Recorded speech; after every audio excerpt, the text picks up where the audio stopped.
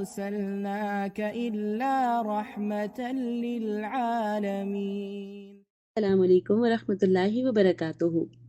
آج کی اس ایپیسوڈ میں غزوہ خندق سے ریلیٹڈ کچھ اور واقعات ہیں، ان کے بارے میں جانتے ہیں۔ غزوہ خندق کے دوران نبی کریم صلی اللہ علیہ وسلم اور مسلمانوں کو ایک بڑے دشمن اتحاد کا سامنا تھا۔ یہ جانتے ہوئے کہ کھلی لڑائی نقصان دہ ہوگی، نبی کریم صلی اللہ علیہ وسلم نے اپنے ساتھی سیدنا سلمان فارسی رضی اللہ تعالیٰ عنہ کا مشورہ قبول کیا اور دفاعی حکمت عملی کے لیے خندق کھودنے کا فیصلہ کیا۔ نبی کریم صلی اللہ علیہ وسلم نے اپنے صحابہ کے ساتھ خندق کھودنے میں فعال طور پر حصہ لیا، جو قیادت اور لگن کی ایک مضبوط مثال تھی، اس کو قائم کیا۔ سخت سردی اور خوراک کی قلت نے مسلمانوں کو درپیش چیلنجوں میں اضافہ کر دیا، لیکن نبی کریم صلی اللہ علیہ وسلم کی موجودگی اور تھکے ہوئے اور بھوکے مہاجرین اور انصار کے لیے اللہ سبحانہ و تعالیٰ سے رحمت کی دعا نے ان کے حوصلے بلند کر دیے۔ صحابہ کرام نے اپنی تھکن کے باوجود، بھوک کے باوجود اللہ کی خاطر لڑنے کے عزم کا اعادہ کیا۔ اس دوران معجزاتی واقعات بھی رونما ہوئے۔ ایسا ہی ایک واقعہ حضرت جابر رضی اللہ تعالیٰ عنہ سے متعلق ہے، جنہوں نے ایک چھوٹی سی بکری ذبح کی اور نبی کریم صلی اللہ علیہ وسلم اور چند دیگر افراد کے لیے کھانا تیار کیا۔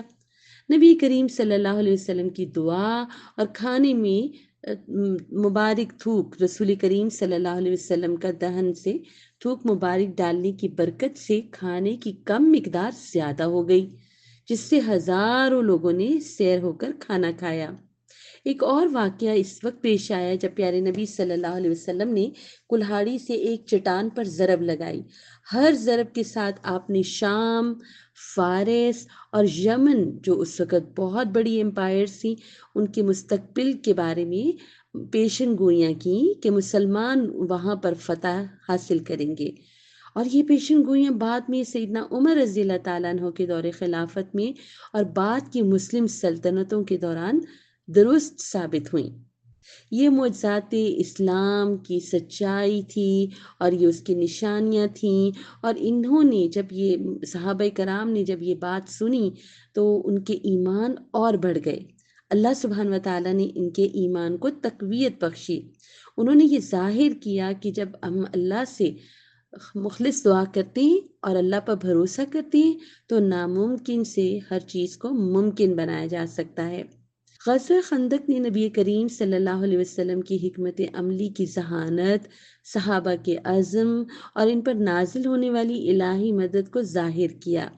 یہ اسلامی تاریخ کا ایسا اہم واقعہ ہے جو مشکلات پر قابو پانے میں اتحاد، ایمان اور اللہ پر توکل کی طاقت کو اجاگر کرتا ہے۔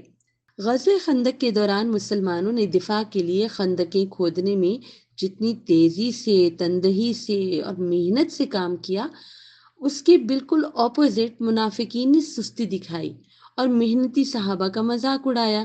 خندق بہت چوڑی تھی اور اس کو عبور کرنا بہت مشکل تھا، سوائے ایک تنگ راستے کے جو نبی کریم صلی اللہ علیہ وسلم کے لیے پریشانی کا باعث تھا۔ خواتین اور بچوں کو ان کی حفاظت کے لیے بنو حارثہ کے قلعہ میں بھیج دیا گیا۔ دشمن کی فوج، جسے احزاب کہا جاتا تھا، قریش اور دیگر قبائل پر مشتمل تھی، جو کہ تقریباً 10,000 سپاہیوں کے ساتھ پہنچے اور مدینہ منورہ کا محاصرہ کر لیا۔ وہ خندق دیکھ کر حیران رہ گئے، کیونکہ یہ ان کے لیے بالکل غیر مانوس اور ایک نئی حکمت عملی تھی۔ محاصرہ 24 سے 40 دن تک جاری رہا اور مسلمان اس دوران بہت چوکس اور محتاط رہے۔ نبی کریم صلی اللہ علیہ وسلم نے خندق کے تنگ مقام کی حفاظت کے لیے محافظ تعینات کیے اور اسٹریٹجک مقامات پر داخلے کی جگہیں بنائی گئیں۔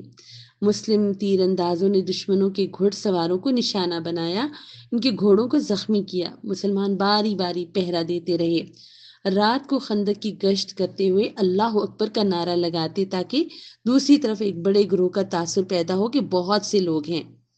مسلسل چوکس رہنے اور تھکن نے اس جنگ کو مسلمانوں کے لیے بہت مشکل بنا دیا تھا۔ ایک تو مسلسل جنگ تھی، دوسرا سردی بہت تھی اور تیسری بھوک بہت تھی۔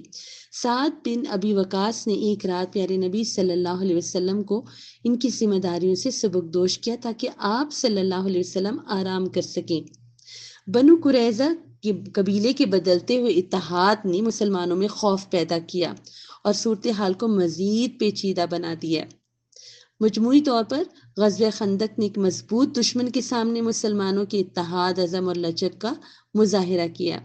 نبی کریم صلی اللہ علیہ وسلم کی حکمت عملی میں جو فیصلے تھے اور صحابہ کرام نے آپ کے ان فیصلوں کو بھرپور طور پر پورا کیا، اور غیر متزلزل ایمان نے مدینہ کے کامیاب دفاع میں اہم کردار ادا کیا۔